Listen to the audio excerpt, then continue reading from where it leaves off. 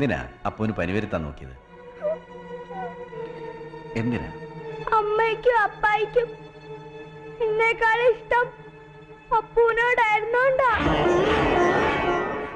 അപ്പു വന്നു കഴിഞ്ഞപ്പോ ആർക്കും എന്നോട് ഇഷ്ടമല്ലാണ്ടായി. എന്റെ കാര്യം ആരും നോക്കിയില്ല. ഞാൻ കലാപ്രതിഭയായപ്പോ അമ്മയും അപ്പയും എന്നെ മൈൻഡ് ചെയ്ത പോലുമില്ല. ആർക്കും ഒരു സന്തോഷമില്ലായിരുന്നു.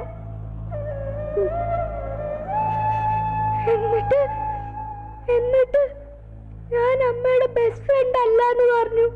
ഞാനായിട്ട് കൂട്ടില്ലാന്നും പറഞ്ഞു. ഒരു ദിവസം അപ്പ എന്നെ അടിച്ചു.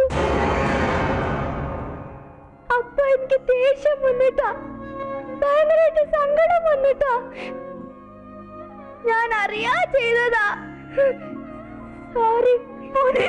സോറി